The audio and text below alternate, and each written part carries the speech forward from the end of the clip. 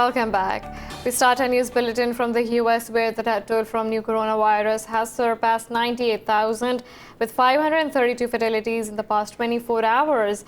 The global COVID-19 death toll has crossed 346,000 with nearly 5.5 million infections. This report has further details. Brazil has become the new coronavirus flashpoint, as its daily virus deaths surpassed overnight fatalities in the US for the first time. The country now has the second worst outbreak in the world, with nearly 375,000 cases. After 2 months of strict lockdown, Greece has entered its fourth phase of lifting restrictions, while the UK also announced to ease restrictions by June 15th. But in the US, New York Governor Andrew Cuomo declined to predict the time frame for easing lockdown. Now, people can speculate, people can guess. I think next week, I think 2 weeks, I think a month. I'm out of that business because we all failed at that business, right? All the early national experts, here's my projection model, here's my projection model. They were all wrong. They were all wrong. While speculations mount that the novel coronavirus was originated in the Wuhan lab in China, a leading researcher from Wuhan Institute of Virology has debunked conspiracy theories surrounding the origins of COVID-19. These viruses exist in nature, whether we admit it or not. If we don't study them, there will possibly be another outbreak, and we wouldn't know them. Australia's Prime Minister Scott Morrison says the country won't open its borders anytime soon, but the government was continuing to discuss a travel corridor with New Zealand. Meanwhile, in Pakistan, the number of COVID-19 cases has surpassed 57,000, with 1,356 infections reported in the last 24 hours. Meanwhile, 30 more people have died across the country, raising the toll to nearly 1,200. The Health Ministry said the number of daily tests in the country dropped to 7,252 from yesterday's 10,050. It said over 18,000 people have recovered from the disease, while 407 remain critical. Medics said the province of Sindh leads in the number of infections, with nearly 23,000 infections. Yesterday, Special Assistant to Prime Minister on Health Zafar Mirza warned that lockdown may get stringent once again over people's negligence. He said the easing of lockdown does not indicate the end of the pandemic in the country. France says its relations with Iran have become more difficult after Tehran sentenced a French-Iranian academic to prison. In an interview, Foreign Minister Jean-Yves Le Drian said the verdict was politically motivated and Tehran should release Fareed Abdelkha without delay. He said the sentencing was founded on no serious elements. Abdelkha was sentenced to 6 years in jail on national security charges earlier this month. The Palestinian administration says it is committed to maintaining order and applying its sovereignty in the West Bank. Speaking at a press conference, Prime Minister Mohammed Shtayyeh declared freedom of all agreements with Israel over its repeated violations of the terms. Shtayyeh said they are battling over Palestinian national existence in the territory.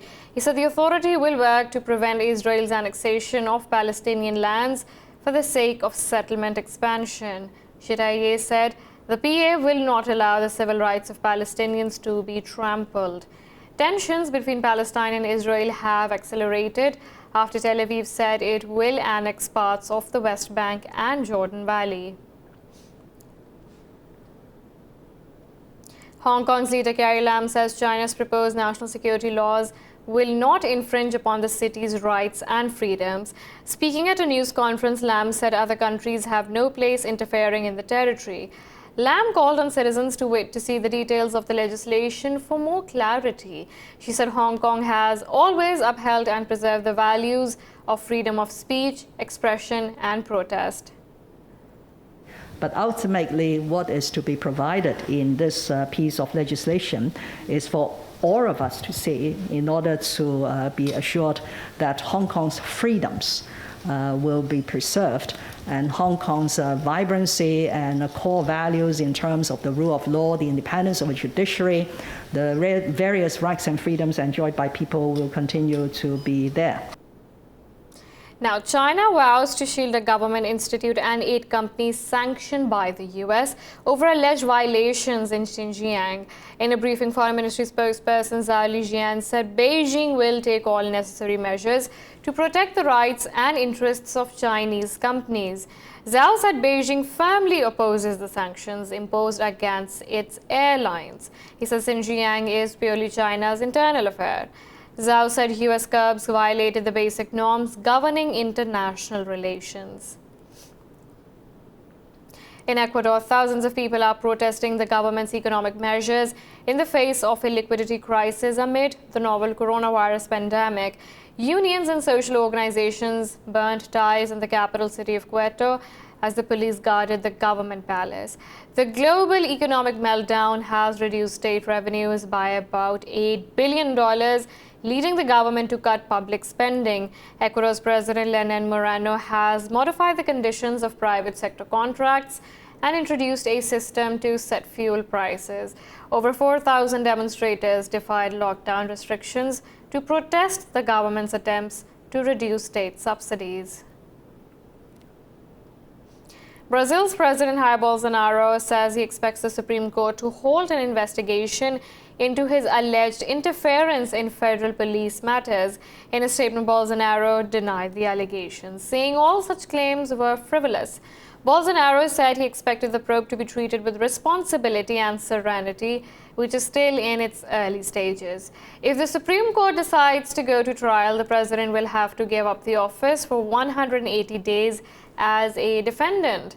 In April, Brazil's Attorney General opened a criminal investigation after former Justice Minister Sergio Moro accused Bolsonaro of political interference. Last week, the court released a video in which Bolsonaro said he was going to change security officials to prevent his family and friends from getting affected. Burundi's election commission has declared the governing party's candidate Evariste Ndayishimiye as the winner of the presidential election. The retired army general won 68.72% of the votes, while the main opposition leader Agathon Rwasa received 24.19%. The governing CNDD-FDD party picked Ndayishimiye to succeed outgoing President Pierre Nkurunziza. Rwasa has alleged foul play, saying early numbers showing his National Congress for Liberty party heading for a defeat are a fantasy. He has previously said he would take his complaints to the Constitutional Court.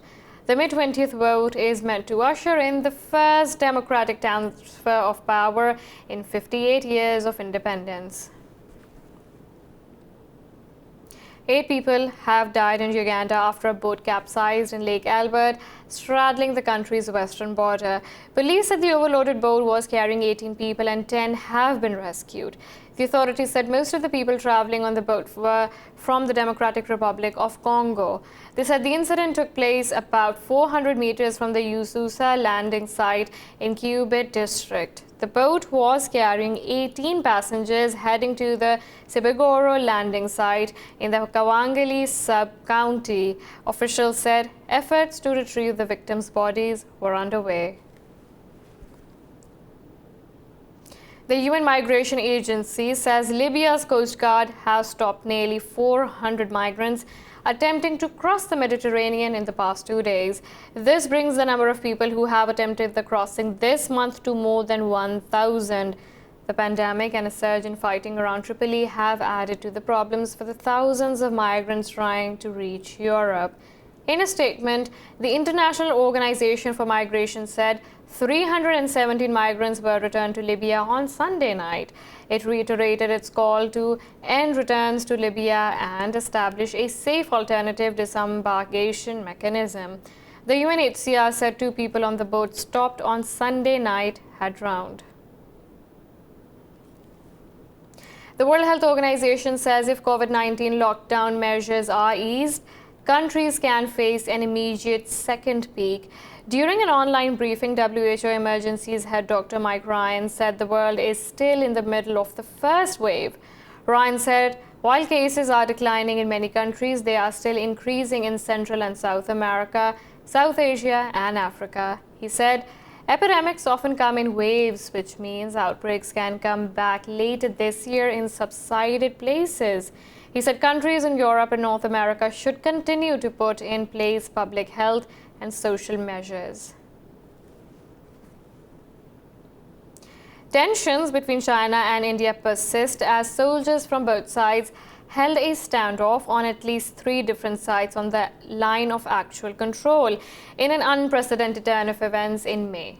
The 2 countries' soldiers were reported to have indulged in skirmishes, fistfight and stone pelting. The 2 countries have accused each other of trespassing into their territory at an undefined boundary line between China and India. Both sides claim the other one is constructing roads and bunkers in the border disputed areas. Indian Army Chief General M.M. Narayan visited Ladakh last week for a security view of the sensitive sector. Indian media reported a buildup of forces at the LAC in Ladakh and the northeastern state of Sikkim.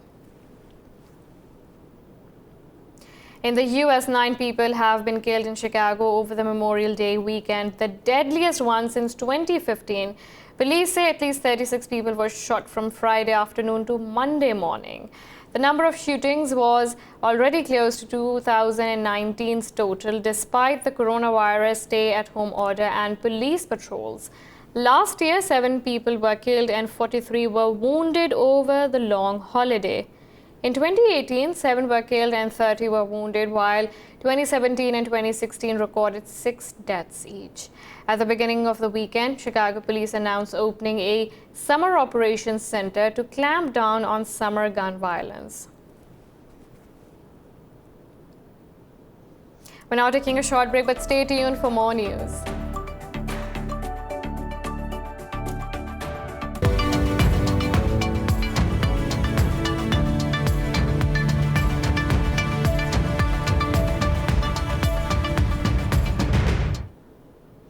Largest German airline Lufthansa has agreed on a rescue deal worth €9 billion with the government.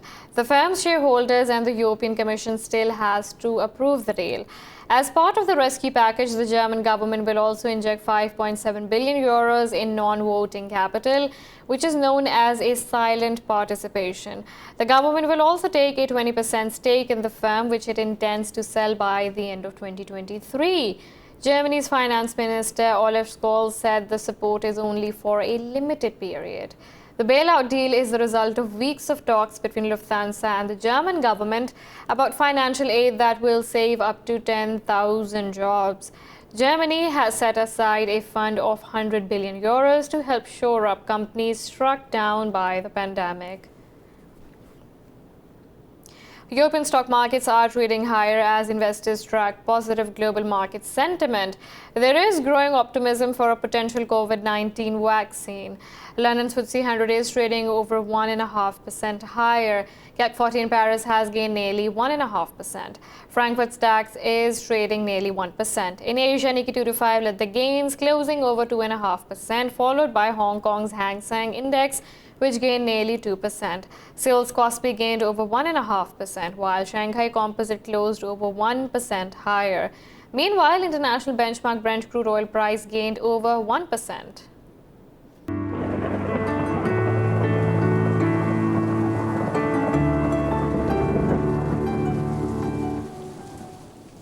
Now let's look at the weather from around the globe.